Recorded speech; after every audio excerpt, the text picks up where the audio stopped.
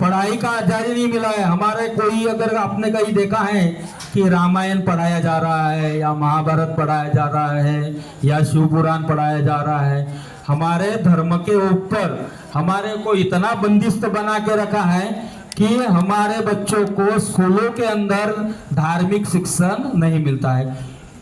ऐसा क्यों है? क्योंकि बाकी वाले धर्म को शिक्षण की आजादी, हमारे धर्म को नहीं है। तो ये तो सरकार ने कुछ कानून बना के रखे हैं, वो कानून उनके कुछ विचारधारा होगी, उनके हिसाब से उन्होंने बनाए हैं।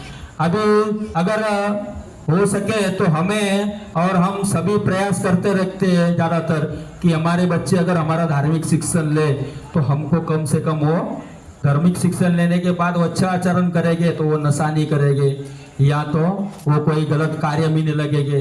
इसके लिए कोई भी यही चाहता है कि हमारे बच्चे अच्छे रहे, लेकिन वो अच्छे कैसे रहेंगे? अगर हम उनको कुछ मार्गदर्शन दिलाएंगे तो ना। अगर उनके संगत गलत संगत में डालोगे तो वो गलत काम करेंगे, लेकिन उनको अगर आप पहले से भगवान का धार्मिक कार्य में थोड़ा थोड़ा उतारते रहोगे, कोई सत्संग में या कोई, अब टीवी के ऊपर भी बहुत सारे प्रोग्राम आते हैं। अभी तो ऐसा हो गया है यूट्यूब के ऊपर बहुत सारे बच्चे जाते रहते हैं सत्संग, देख सकते हैं। लेकिन बच्चे ज्यादा क्या देखते हैं? गेम या और टैटू का चैनल देखते रहते हैं। अगर इच्छुक हो तो अपना भी एक यूट्यूब चैनल है, और अपना यूट्यूब चैनल के अंदर ये दिखा के आना सबको, जिसको चाहिए उसको ये ले साथ में। तो अपना एक यूट्यूब चैनल है, अगर अपना किया हुआ सत्संग आपको बाद में देखना है, उधर उधर जो बोलेगा उसके पास में जाने का, जो अपना यूट्यूब चैनल है, जो अगर इच्छुक हो तो सब्सक्राइब कर सकते हैं, और उसके ऊपर आप अपना सत्संग जो हुआ है वो देख सकते हैं बाद में कि आप सत्संग में गए थे कि नहीं गए थे, क्या आप सत्संग में गए थे कि नहीं गए थे, आप भी उसमें देख करके देख सकते हैं। इसके लिए कभी भी ध्यान रखना है कि हो सके तो आपके घर के अंदर अगर किसी का यूट्यूब चैनल, वो कौन सा फोन आता है उसको क्या बोलते हैं रविंद्र भाई? Android phone. एंड्रॉइड फोन के अंदर यूट्यूब सब देखते हैं, खाने का ज्यादातर देखते हैं अपन, और भजन का कम देखते हैं कि खाने की रोटी कैसे बनाने की, बच्चे देखते हैं रोटी कैसे बनाने की, बहने सब्जी कैसे बनाने की वो देखते हैं। तो उसके अंदर जैसा ये देखते हैं, अपन भजन कीर्तन भी देख सकते हैं, भले अपना ना देखो लेकिन दूसरे का भी, किसी का भी देख सकते हैं अपन। अगर अपना देखना है और अपने को देखना है खुद को, तो अपन अपने चैनल को सब्सक्राइब करके देख सकते हो। तो गंगा नदी के किनारे देव लोगों का ज्ञान यज्ञ होने वाला होता है। जैसा कि हमारे यहाँ तो अभी ज्ञान यज्ञ नहीं होता है, लेकिन छोटे सत्संग होते हैं या कथा होती है, वैसा छोटा छोटा यज्ञ हमारा ये हो रहा है। लेकिन उस समय एक समय था कि देवों का देव यज्ञ होने वाला था, ज्ञान यज्ञ होना था, और वहां पे सारे धरती के जितने महापुरुष थे वो सब वहां पहुंचे हुए थे, और बहुत सारे देवता लोग भी वहां पहुंचे थे, और वहां पर सारी तैयारियां हो चुकी थी। और वहां आने वाले पहले सबसे मेहमान कौन थे? व्यास जी। आप में से कितने लोगों ने गुरु किया हुआ है? कम से कम हाथ उठा करके बताइए, गुरु किसने किया हुआ है? देखो हमारे अंदर ये भी बड़ी तकलीफ है कि हमारा जीवन आधा हो चुका है लेकिन गुरु नहीं बन चुका है। मैंने भी किया है अभी। हाँ, तो ज्यादातर गुरु अपना रहेगा तो बोलते हैं ना, गुरु बिना ज्ञान नहीं। स्कूल में ही ज्ञान है खाली गुरु का बात पे, लेकिन धार्मिक ज्ञान हमारे पास बहुत कम है। तो इसके लिए अगर हमको ज्ञान भी मिलना चाहिए तो कोई भी गुरु करो, आपको छूट है। ऐसा नहीं है एक ही गुरु नहीं है, आप 24 गुरु अपने जीवन में कर सकते हो। ये एक गुरु किया तो दूसरा भी गुरु आपकी इच्छा हो तो कर सकते हैं, ऐसा किसी का बंधन नहीं होता है। गुरु आप 24 गुरु तक कर सकते हो। दत्तात्रेय भगवान ने भी गुरु किए थे, और सबसे प्रथम गुरु अगर हमारे ऊपर कोई है तो वो व्यास मुनि है। व्यास जी ने बहुत सारी कथाओं को लिखा हुआ है, जो हम शिव महापुराण पढ़ रहे हैं वो भी व्यास जी का लिखा हुआ ही है।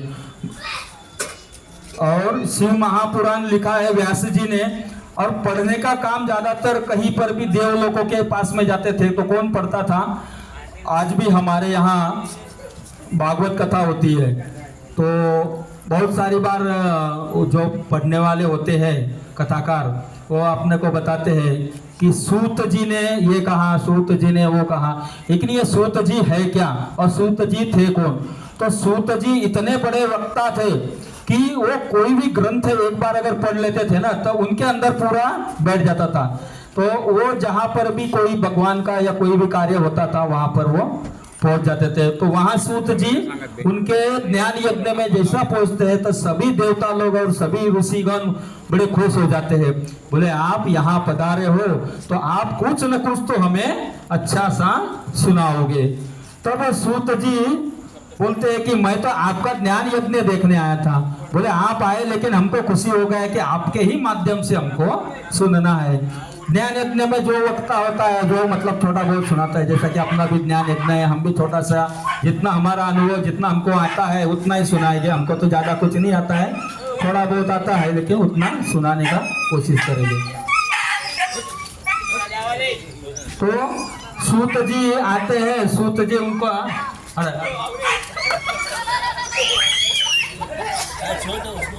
जाने दो, उसको बेचारे को किसी ने मारा होगा तो तकलीफ तो उसको भी होगा।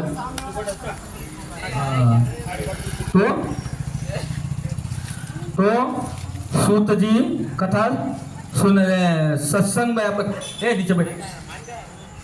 सूत जी उनको सुनाना चालू कर देते हैं। सूत जी उनको सुना रहे हैं कि घोर कलियुग आने वाला है। अभी क्या घोर कलियुग आने वाला है और कलियुग में मनुष्य जीवन क्या कलियुग में मनुष्य पापी होने वाले, क्या होने वाले हैं? पापी। और पापी ऐसे पाप करेंगे कि वो मांस भक्षण करेंगे, मदिरा का पाचन करेंगे, उसके बाद में वो चाहे तो जो कुछ नहीं करना है वो करने का कार्य करेंगे। लेकिन कलियुग के अंदर ये रहेगा कि जैसे कि सतयुग के अंदर, त्रेता युग के अंदर जैसे कि साधु संत से हजारों साल, देवयुग से वो लाखों साल तपस्या करते थे। लेकिन कलियुग के अंदर अगर मानव 1 घंटा या 1 घंटे के लिए सामूहिक कोई भी प्रार्थना करते, जैसे कि हमने यहाँ कभी हनुमान चालीसा बोले, सामूहिक बोले, तो सामूहिक का फल मिलता है। तो वैसे हम हमारे घर के अंदर कितने लोग हैं कि सामूहिक पूजा करते हैं। कभी कभी कम से कम महीने में या सप्ताह में हमको सामूहिक पूजा करनी चाहिए। अगर आप सामूहिक पूजा पाठ करते हो, सामूहिक पूजा करते हो, सामूहिक अपने घर के जितने सदस्य हो तो आपको उसका लाभ ज्यादा होता है। अकेले तो एक ही बहन पूजा करती है, बाकी कोई शायद घर में साथ में कम बैठे होंगे। गए बार सोमा भाई बोले थे हम साथ में पूजा करते हैं, बोले शिव जी की। सोमा भाई है ना? नहीं आए? सो गए आज। हाँ, तो गए बार सोमा भाई बोले थे साथ में हम पूजा करते हैं। तो सामूहिक पूजा होनी चाहिए। अपने यहाँ जो सामूहिक हनुमान चालीसा हुई, ओम नमः शिवाय का जाप हुआ, तो सामूहिक अगर होता है तो सामूहिक का फल सबको मिलता है।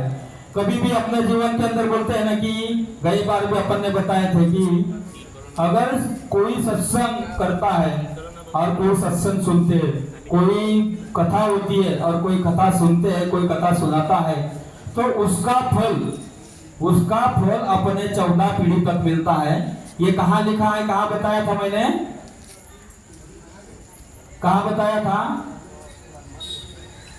उज्जैन महाकाल के मंदिर के अंदर ये प्रमाणित है। कहाँ जाओगे वहां कभी तो वहां देख लेने का कि अगर हम कोई कथा करवाते हैं या सुनते हैं तो हमको हमारे 14 पीढ़ी को उसका लाभ मिलता है। अगर मानो कि यहाँ अगर कोई सत्संग चल रहा है, अगर वो सत्संग किसी के माध्यम से होता है, कोई भाई खुद करता है या उसके घर पे भी सत्संग करना चाहता है या उसके यहाँ पे भी वो कथा करना चाहता है, तो उसको लाभ मिलता है। ज्यादातर लोग बोलते हैं कि कथा होती है तो कथा के लिए बहुत बड़ा दान देने वाला दाता होता है। क्या बहुत बड़ा दान देने वाला दाता होता है, वो कथा उसके नाम से बोली जाती है। वैसा छोटा 1 दिन का सत्संग होता है, उसको भी करने वाले होते हैं। अभी यूपी में क्या होता है, ज्यादातर शिव चर्चा होती है। और आज भी अपने गली के अंदर पीछे वाले गली में आज शिव चर्चा का एक प्रोग्राम हुआ था। तो वैसा शिव चर्चा क्यों करते हैं कि उनको पता होता है कि शिव चर्चा करेंगे, जैसा हमारे यहाँ सत्संग बोला गया वहाँ चर्चा बोली गई है। तो वो